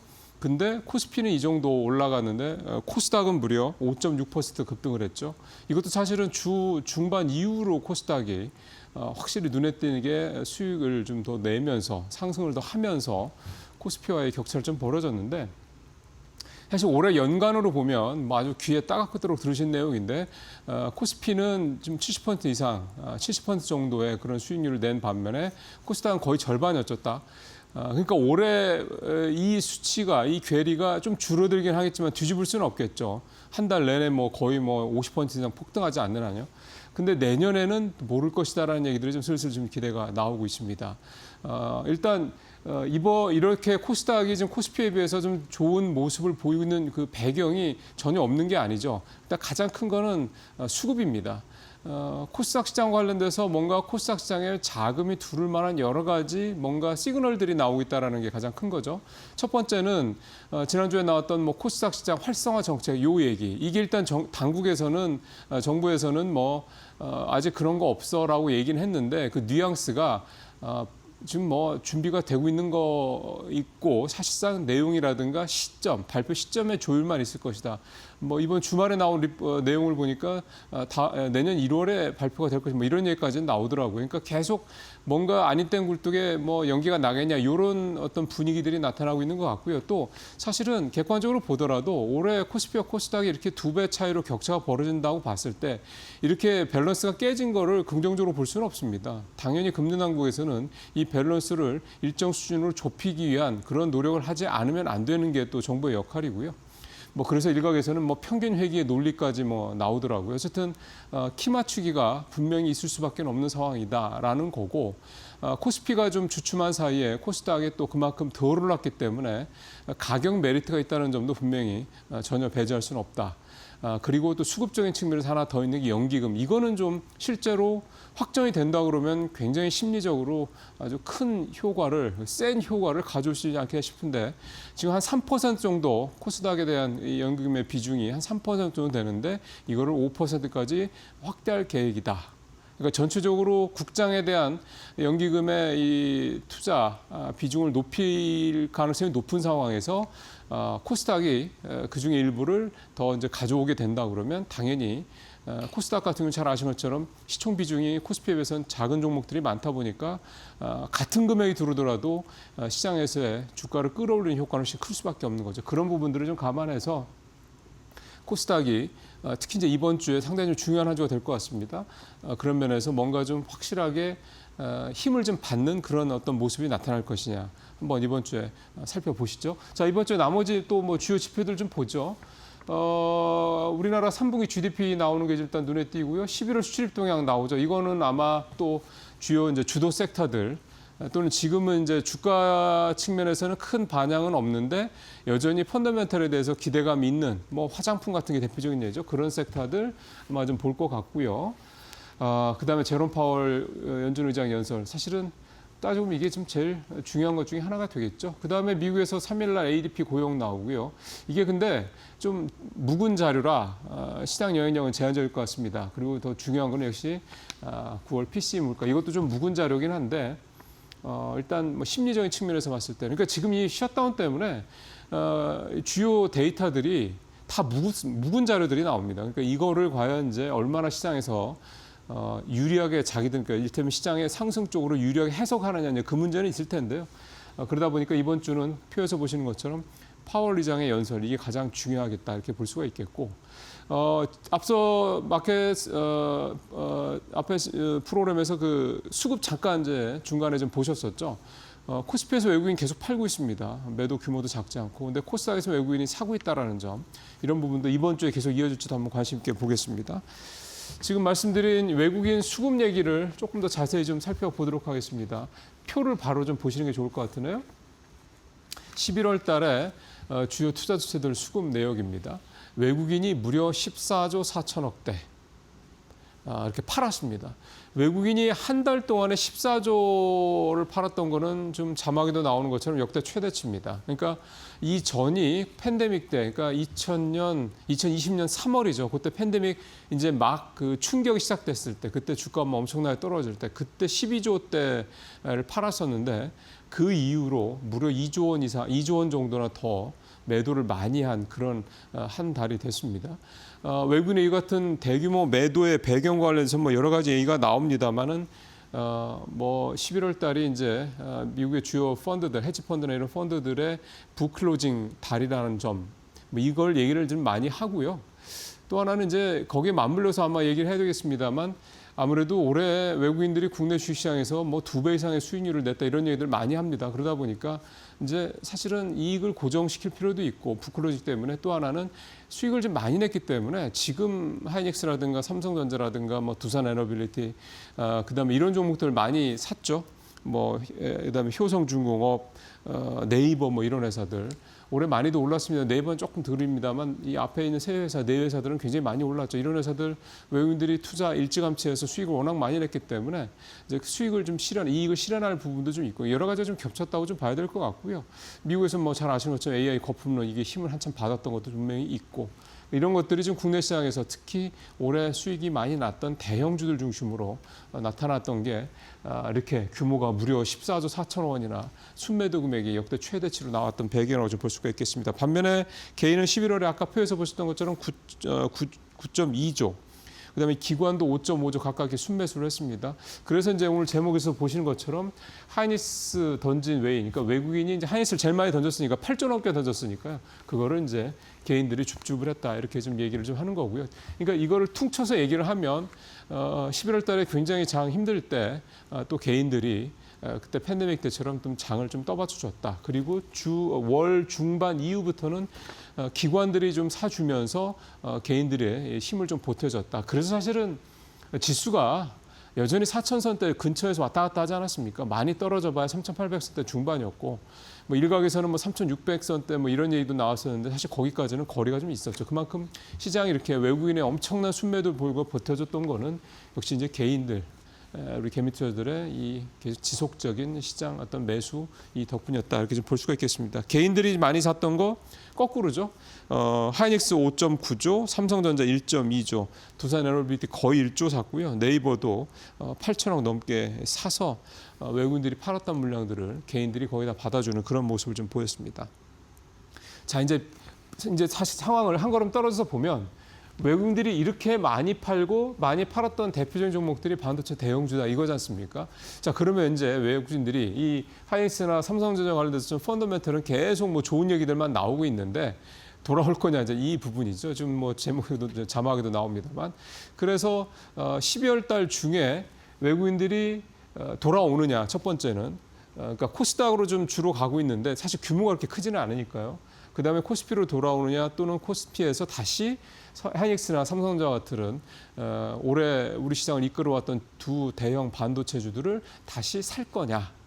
이 부분이 12월 달에 이게 나타날 수도 있고 안 나타날 수도 있긴 합니다만, 만약에 나타난다고 그러면 그 부분을 한번 보시는 게 다시 지수가 굉장히 또 올라가는 장이 될 거냐 연말에, 아니면 계속 지수는 정체되어 있고 종목 장세가 활발한 장이 될 거냐, 이 부분을 가늠하는 되게 중요한 어떤 분수령이 될 것으로 생각이 좀 됩니다.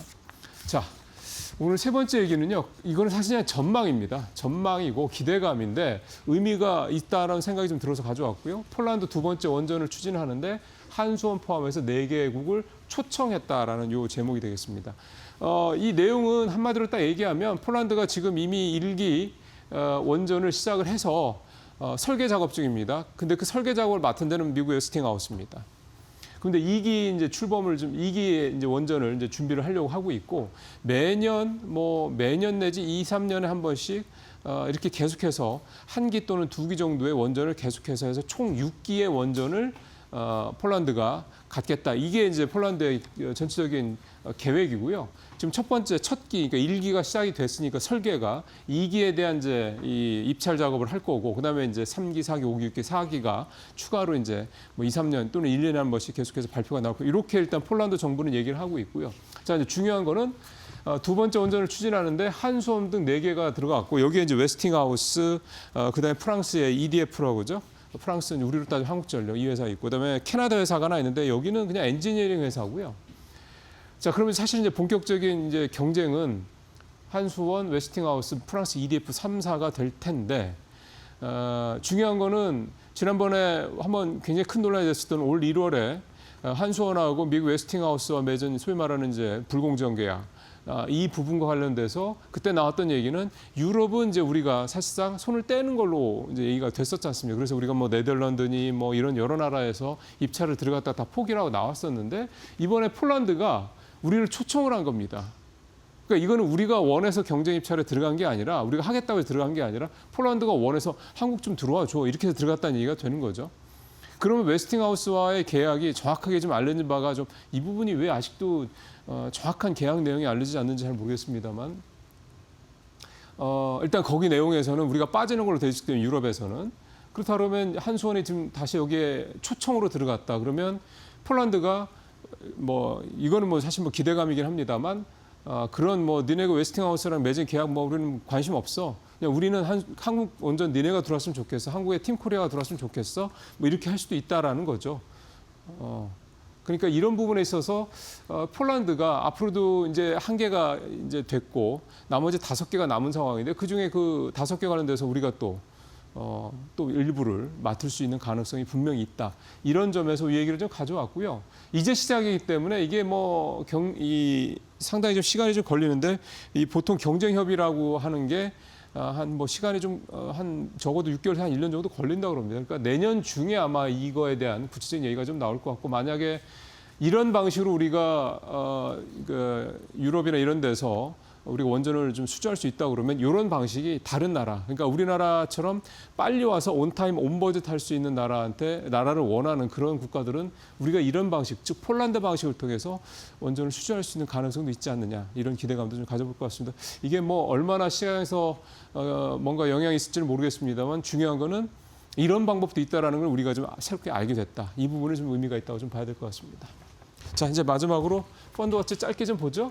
지난주는 사실은 특정 섹터가 뭐 완전히 그냥 뭐 시장을 주도했던 그런 달은 아니었고요. 그런 주는 아니었고요. 바이오주 여전히 좀 괜찮았고 좀 다양한 섹터들이 좋았습니다. 반도체 소부장도 좀 좋았고요. 이 표 한번 보시면 철강 쪽도 좀 괜찮았고요. 보험 쪽도 좀 괜찮고 게임도 좀 괜찮았습니다. 전체적으로 5개 상위 탑5 중에 2개가 반도체 소부장 쪽이었고요. 그다음에 철강, 보험, 이렇게 게임 이렇게 들어있었다. 그리고 가장 높은 수익률은 좀 라이즈죠. 저게 10.55%. 여기에 삼성전자, 이스페타시스, 리노공업, 제주반도체 주로 반도체와 반도체 소부장들이 들어있는 그런 ETF 상품이었습니다. 지난주 주식형 펀드 평균 수익률은 마이너스 0.54%. 지수가 한 2% 올랐는데 좀 약했죠. 개별 상품 중에서는 한국투자신탁운용의 미국 빅테크 탑7. 근데 이건 레버리지 ETF입니다. 그 레버리지 ETF가 7.3%. 그러니까 장이 레버리지인데도 7%였으면 참 지난주 쉽지 않은 한 주였다. 이렇게 좀 정리를 해볼 수가 있겠네요. 마치도록 하겠습니다.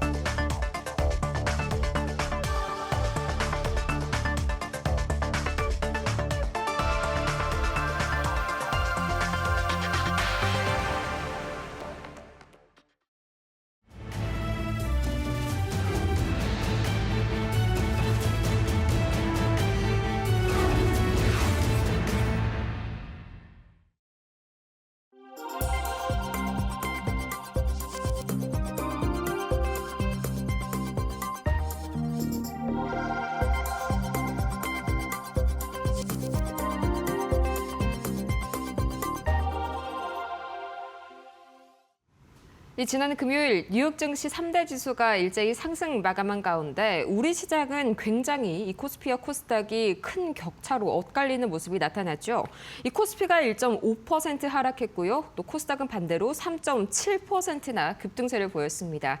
과연 이유가 어디에 있을지 또 이어지는 12월에도 마찬가지의 이런 현상들이 나타날지 이분 모시고 이야기 나눠볼게요. 김영재 SK증권 명동지점 부장 모셨습니다. 어서 오세요. 네, 안녕하십니까. 네, 우선 가장 먼저 지난주 증시 리뷰부터 한번 해볼까요? 참 이 11월 달 후반으로 갈수록 그동안 안 나타났던 현상들이 좀 많이 포착이 되고 있습니다. 특히나 코스닥 수익률이 코스피를 굉장히 좀 압도했는데 뭐 이렇게 코스닥만 잘 가는 그런 이유들이 있었을까요? 지난주 한번 전반적으로 훑어주시죠.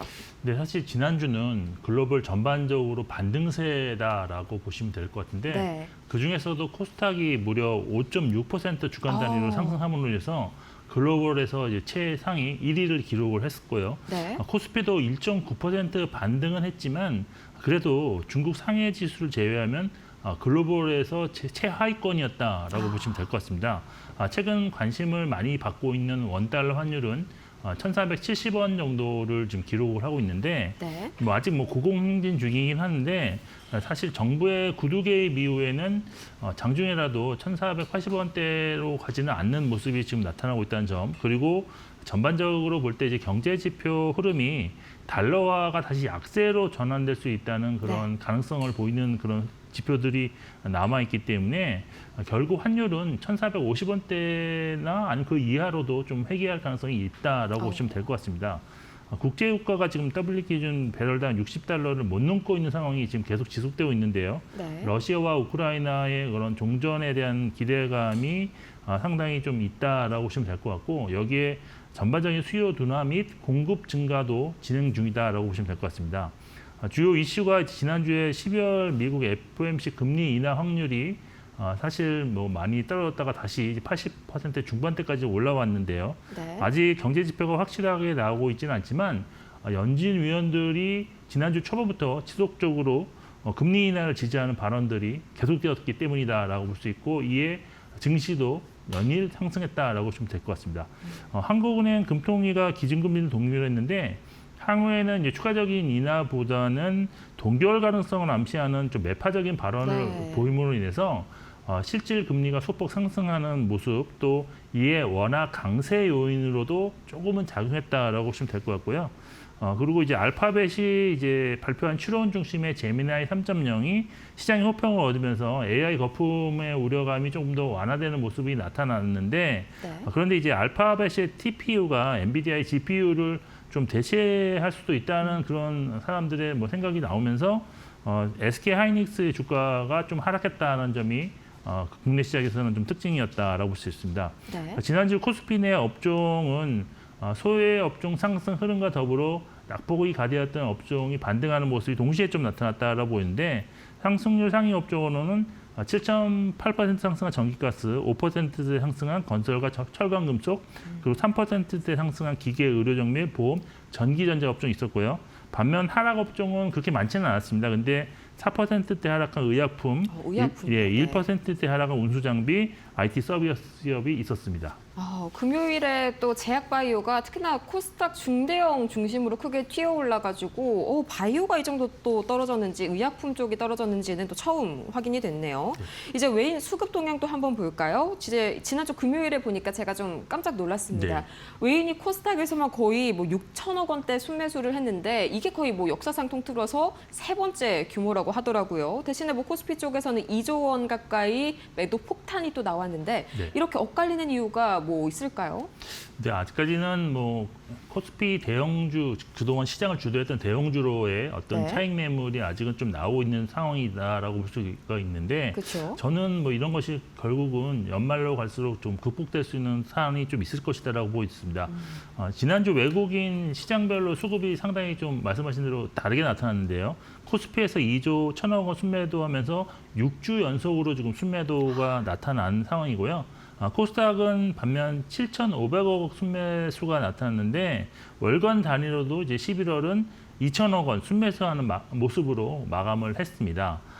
지난주 코스피 순매도 불구하고 업종으로 보면 순매수하는 업종이 좀 더 많았는데, 뭐 의료 종목인 유통, 전기가스, 건설, 통신업을 순매수한 것을 보면 네. 아직까지 코스피에서는 소외 업종 또는 경기 방어 성격 업종에 대한 매수세가 외국인들은 좀 더 이어지고 있다라고 보시면 될 것 같습니다. 근데 코스닥에서는 확실히 좀 호불호가 있었다라고 볼 수 있는데 그렇죠. 바이오라든지 로봇 업종 위주로 매수세가 좀 강하게 집중된 면이 좀 있다라고 보시면 될 것 같습니다. 종목으로 접근해 보면 코스피에서 순매수 상위 종목에는 한국전력, 현대로템, HD, 현대중공업 있었고 순매도 상위 종목에는 SK하이닉스, 삼성 에피스홀딩스, 네이버가 있었는데요. 여기서 이제 삼성 에피스홀딩스가 이제 인적 분할 이후 신규 상장을 했는데 네. 기간 외국인 매도세가 뭐 이어지고는 있는데 사실 사업 구조가 비슷한 셀트리온과 좀 비교를 해 본다면 실적 규모 대비 시총이 지금 현저하게 좀 낮게 형성되어 오. 있다고 볼 수 있습니다. 네. 뭐 셀트리온의 뭐 이익의 한 절반 이상은 되는데도 시총은 4분의 1 수준밖에 안 되기 때문에 상당히 향후에 주가 상승 가능성이 좀 있는 종목이 아니겠느냐라고 보이고 실적 성장성도 사실 일회성 이익이 작년에 좀 많았기 때문에 올해 순수하게 이제 실질 이익으로만 비교해 본다면 100% 이상 증가하는 모습이 나타나고 있어서 상당히 성장성 부분에서 높은 점수를 줄 수가 있습니다. 그래서 삼성 에피스홀딩스는 좀 중장기 관심 종목으로 좀 한번 좀 포트에 넣어주시는 것도 나쁘지 않다라고 좀 보고 있고요. 매력이 상당하네요. 네, 그렇습니다. 그리고 이제 코스닥에서는 이제 순매수 종목이 레인보우 로보틱스, 로보티즈, ABL 바이오가 순매수 상위권 종목이었고 파마리서치, 원익홀딩스, 니노공업이 순매도 상위 종목인데 아직까지는 코스닥에서도 반도체 소부장 종목들의 차익 실현 매물이 조금씩 나오고 있다라고 네. 보시면 될 것 같습니다. 결론적으로 지난주 외국인 수급은 특히 이제 코스닥에서 수급 개선세가 상당히 크게 나타났고 바이오 특히 로봇 업종 개선세가 매우 크게 나타났다는 점이 특징이었다고 정리를 해드리겠습니다. 네, 말 그대로 코스닥은 정말 이 로봇이랑 바이오가 좀 지배하는 그런 장세였습니다. 보니까 레인보우 로보틱스가 전거래일 13% 급등했고요. 또 말씀 주신 이 ABL 바이오도 7.5%. 궁금한 게 그렇다면 이제 이 1월 효과가 나타나기 직전에 12월에 금리 인하가 단행이 된다면 현재 이 바이오에 집중하는 장세가 또 그대로 더더욱 유지가 될까? 이게 상당히 좀 고민이 되는데 기존 주도 업종은 또 반등할 수 있을까? 이거 두 가지가 제일 궁금하네요. 네, 일단 뭐 12월 전체 주식 시장 전망 투자 전략 좀 말씀드린다면 네. 일단 전반적으로 보면 11월보다는 좀 안정적인 흐름으로 지수가 움직일 가능성이 있다라고 저는 보고 있는데요. 그 이유는 12월 FOMC에서의 금리 인하 확률이 좀 추가적으로 낮아질 개연성이 충분히 있다라고 보고 있기 때문입니다. 네. 일단 미국 정부 셧다운으로 인해서 발표되지 못했던 경제 지표들이 이제 정상화되는 국면에 있는데 따라서 금리 인하 확률에 상당히 긍정적으로 작용할 가능성이 있습니다.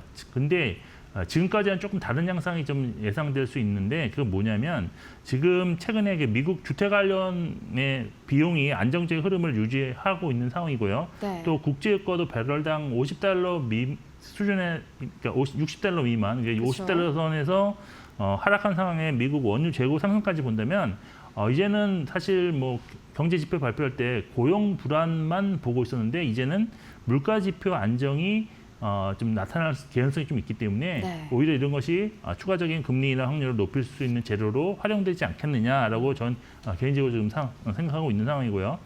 이에 지금 주식 및 가상화폐 등 위험 자산 같은 경우는 오히려 선호 현상으로 인해서 상당히 좀 바닥을 찍고 반등하는 모습인데 비트코인이 예를 들어서 8만 불대 중반까지 갔다가 지금 9만 불대 이제 초 중반까지 이제 올라가려는 모습이 나타나고 있다는 네, 점이 9만 1,000선 막 돌파했죠. 네, 이런 것이 이제 위험자 선호 현상의 재가동이다라고 보시면 될 것 같습니다. 만일 미국 경제 지표가 금리 인하에 유리하게 좀 발표된다면 네. 결국 12월에는 원달러 환율도 1,400원대 뭐 초중반으로 회귀할 가능성이 있다고 보고 있는데요. 이것이 아마 외국인의 수급 개선 요인으로 작용할 수 있기 때문에 외국인 수급 상황도 11월보다는 개선될 걸 기대하고 있고 네. 이것이 아마 코스피 대형주들의 반등을 이끄는 어떤 시발점이 되지 않을까라고 개인적으로는 기대를 하고 있는 그런 상황입니다. 외인 수급이 관건이네요. 네, 그렇습니다. 그리고 다만 이제 외국인 수급 개선은 기대감으로 볼 수 있는 건 아니기 때문에 사실 지수를 뭐 상승시키는 요인이 되기까지는 좀 시간이 걸리지 않을까라고 보고 있어서 네. 코스피 상단은 아직까지는 좀 닫혀 있다라고 접근하시는 것이 좋다. 따라서 수급이 추가적으로 악화되지 않는 상황으로 좀 지속된다면 결국은 지수 하단은 좀 올라올 것으로 보고 있고요. 또 이 과정에서는 결국은 개별 종목이 좀 강세가 나타나는 그런 시장 흐름이 나타날 수 있다라고 보고 있습니다. 지금까지는 이제 코스피 얘기했고요. 코스닥 네. 같은 경우는 정부의 육성 의지 및 금리나 수혜 종목들이 더 많은 관계로 시총 상위 종목들의 수급이 추가적으로 개선될 가능성이 있다라고 보고 주말 있는데요. 사이 엄청 핫했죠. 네. 네, 그래서 결국 현재 외국인이 매수하고 있는 종목들 위주로 상승세가 이어질 수 있다라고 보고 있는 상황입니다. 그래서 이제 반도체, 원자력, 조선등 이제 전력기기 같은 코스피의 기존 주도 업종은 기간 및 가격 조정을 통해서 반등할 수 있는 에너지는 지금 축적되었다라고 좀 볼 수 있는데요.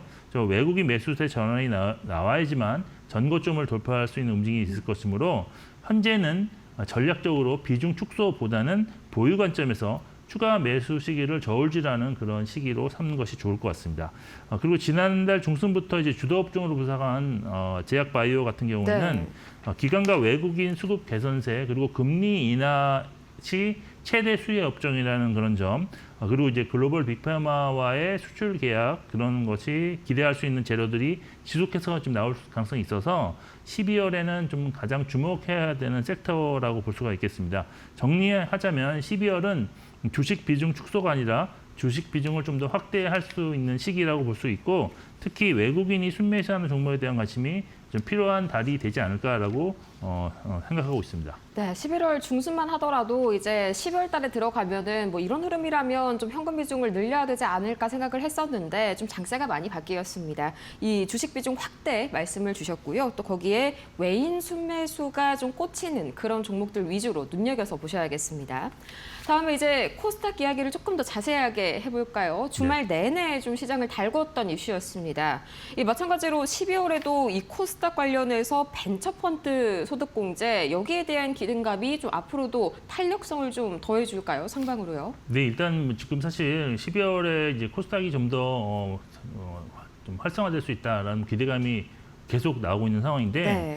사실 뭐 활성화를 위한 정부 대책이 나온다 안 나온다 뭐 이런 말들이 있지만 과거 새 정부 들어서 이제 정책적인 측면에서 본다면 코스닥 활성화 정책들이 꾸준하게 발표가 되었기 때문에 이번에도 나올 가능성은 높은데 만일 발표된다면 이번 달 안으로 공개되지 않을까라는 그런 기대감이 나타나고 있습니다. 네. 지금 언론 보도에 의하면 코스닥 활성화 대책의 핵심은 개인 투자자 및 연기금 자금이 이제 코스닥 시장을 유입될 수 있도록 유인책을 쓴다라는 것인데요.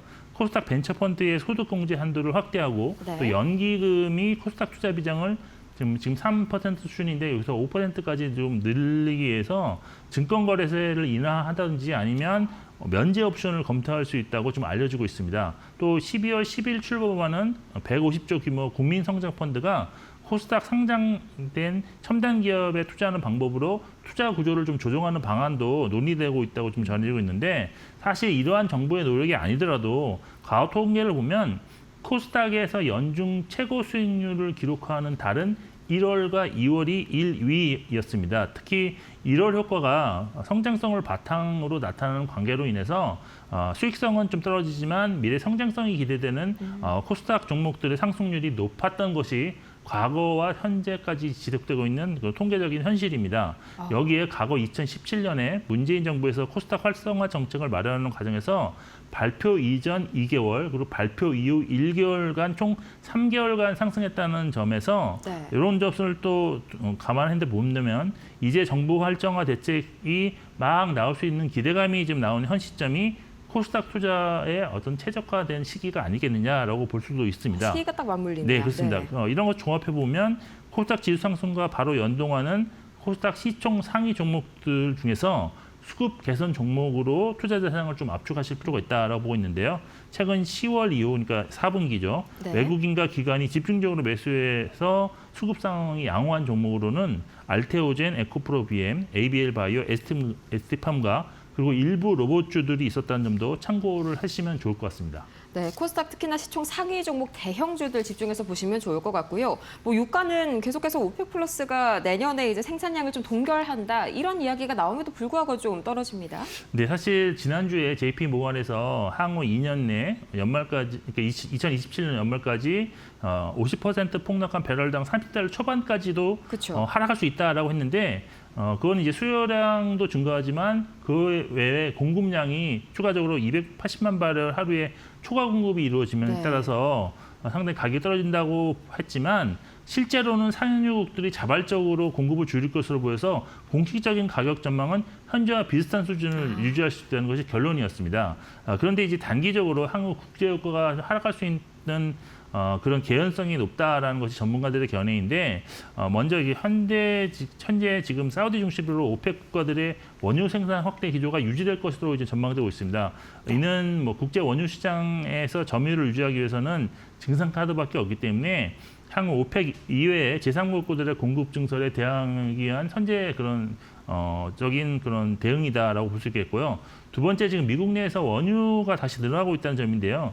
트럼프 대통령치 이후에 미국 내 시추 관련 규제 완화 조치 영향, 그리고 네. 물가 안정을 위한 공급 증대 정책도 국제 유가 하락에 영향을 주고 있습니다.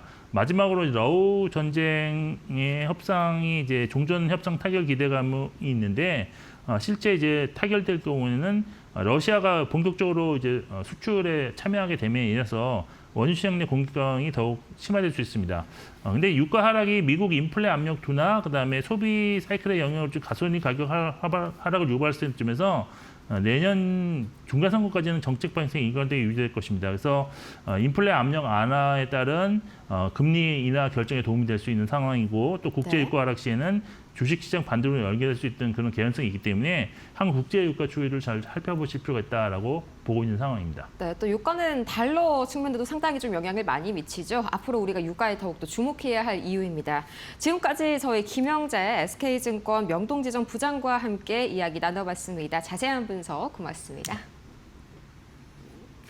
네, 오늘 저희가 준비한 소식은 여기까지입니다. 이번 주에 파월의장의 연설, 또 고용지표, PCE 등 여러 가지 지표들 기다리고 있는데 자세한 투자 전략 잠시 후에 마켓나우 1부에서 세워가시길 바라고요. 저희는 더 유익한 소식으로 돌아올게요. 오늘도 함께해 주신 여러분 고맙습니다.